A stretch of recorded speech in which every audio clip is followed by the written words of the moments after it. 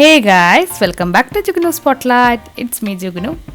അപ്പോൾ ഇന്നൊരു ഡിന്നർ വ്ളോഗായിട്ടാണ് വന്നിട്ടുള്ളത്. ഡിന്നറിന് ഒരു നല്ല അടിപൊളിയായിട്ടുള്ള റെസിപ്പിയാണ്. നിങ്ങൾക്ക് എല്ലാവർക്കും ട്രൈ ചെയ്ത് നോക്കാം. അപ്പോൾ എല്ലാവരുടെ റിക്വസ്റ്റ് പ്രകാരം വള്ള ചപ്പാത്തീൻ്റെ റെസിപ്പി ആയിട്ടാണ് വന്നിട്ടുള്ളത്.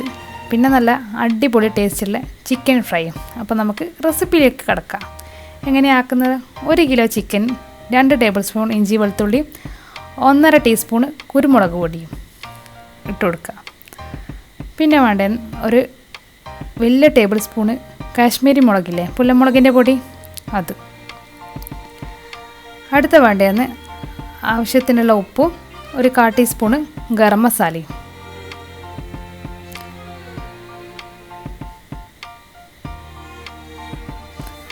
പിന്നെ വേണ്ടതെന്ന് അത്ര പുളിപ്പില്ലാത്ത തൈര് ഒരു 2.5 ടേബിൾ സ്പൂണോളം ഒഴിക്കുക. ഭയങ്കര പുളിപ്പൊന്നും വേണ്ട, ഒരു മീഡിയം പുളിപ്പ് കേട്ടോ.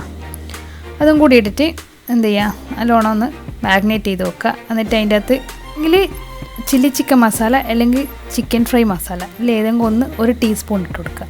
1 ടേബിൾ സ്പൂണ് കസൂരി മേത്തിയും കൂടി ഇട്ടിട്ട് നല്ലോണം എന്ത് ചെയ്യുക, മാഗ്നേറ്റ് ചെയ്താൽ. എന്നിട്ട് ഒരു 2.5 മണിക്കൂറോളം എന്ത് ചെയ്യുക, ഫ്രീസറിൽ വെച്ച് കൊടുക്കുക.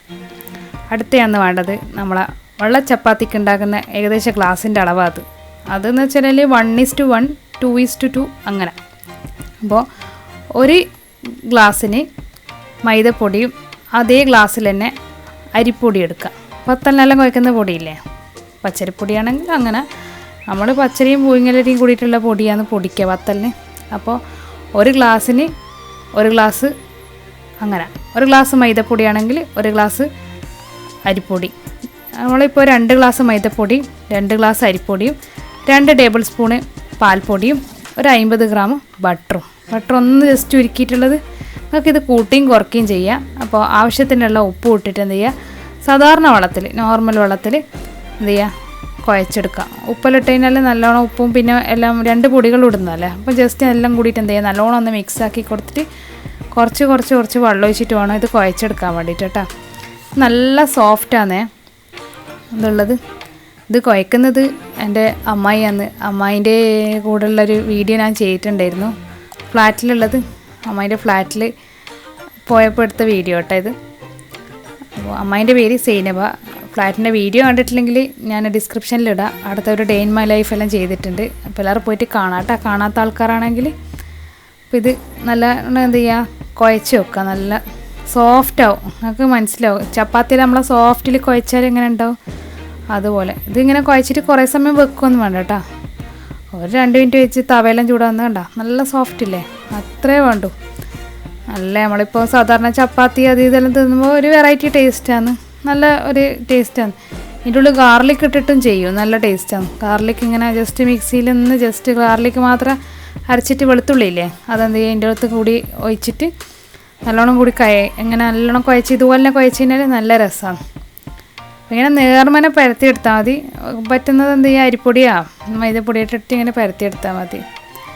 അപ്പോൾ നല്ല തവയെല്ലാം നല്ലോണം ചൂടായിട്ടുണ്ട്. അപ്പോൾ നമുക്ക് ചുട്ടെടുക്കാൻ പിന്നെ പ്രത്യേകം പറയാനൊന്നും വേണ്ട, നമ്മൾ ചപ്പാത്തിയിലും ചൂടുന്നില്ലേ അതുപോലെ തന്നെ. അതിന് പിന്നെ പ്രത്യേക ഒരു പ്രൊസീജിയറൊന്നുമില്ല. നോക്കിയിട്ട് എന്ത് ചെയ്യുക, മറിച്ചിട്ട് കൊടുക്കുക. ഒന്ന് ജസ്റ്റ് ഇങ്ങനെ കുമ്പള പോലെ വന്നു കഴിഞ്ഞാൽ അതിൻ്റെ എന്ത് ചെയ്യുക, ജസ്റ്റ് ഒന്ന് തിരിച്ചിട്ട് കൊടുത്താൽ മതി. അങ്ങനെ തിരിക്കും മറിക്കലും ചെയ്ത് കഴിഞ്ഞാൽ പിന്നെ ഒന്ന് ജസ്റ്റ് ഒന്ന് പൊന്തി വരും. ഞാനിത് ഒരിക്കൽ ചെയ്തുതരോ, പിന്നെ ഒരുപാട് ആൾക്കാർ വെള്ളച്ചപ്പാത്തിൻ്റെ റെസിപ്പി ഇടണേ ഹൈലി റിക്വസ്റ്റഡ് ആണ്.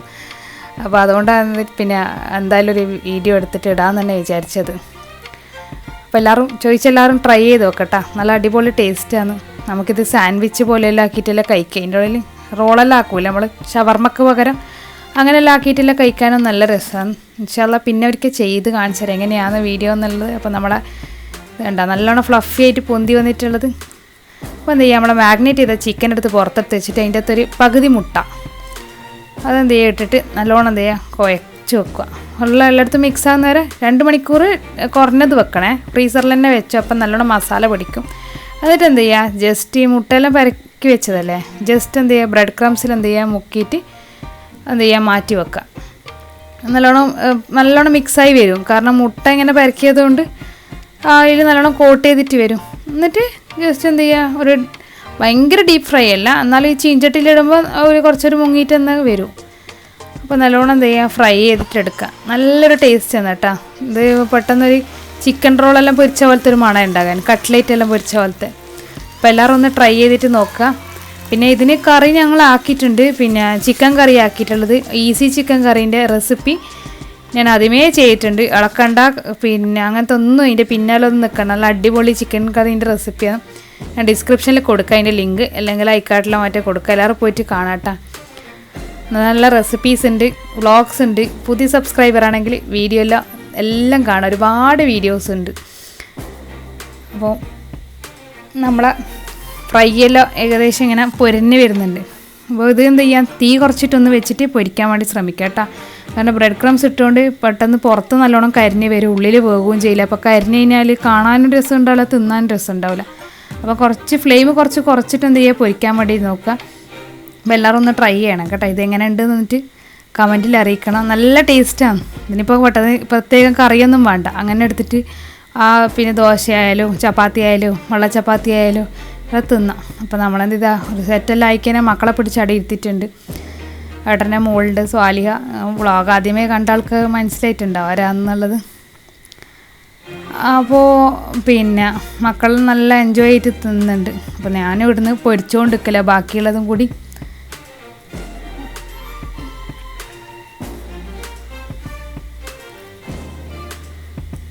പൊരിഞ്ഞിട്ട് വേഗം ആയിക്കഴിഞ്ഞാൽ കുട്ടികളെല്ലാം പിടിച്ചാടി ഇരുത്തി കഴിഞ്ഞാൽ അവർ തിന്നു കഴിഞ്ഞാൽ ആ പണി അങ്ങ് ഒരുങ്ങിയല്ല. അപ്പോൾ സനുവും ആലിയ പിന്നെ എല്ലാവരുടെ കൂടെ ഇരിക്കും, അങ്ങനെ ഉണ്ട്. ആലിയ ഫുള്ള് എല്ലാവരുടെ കൂടെ ഇരുന്നിട്ട് തിന്ന. കുറച്ച് സ്ലോ ആണ്, പക്ഷേ ഫുഡ് കഴിക്കും അൽഹംദുലില്ലാ. അങ്ങനെ ഞാനും ഇരുന്നു, ചപ്പാത്തിയും ചിക്കൻ ഫ്രൈ എല്ലാം ആയിട്ട്.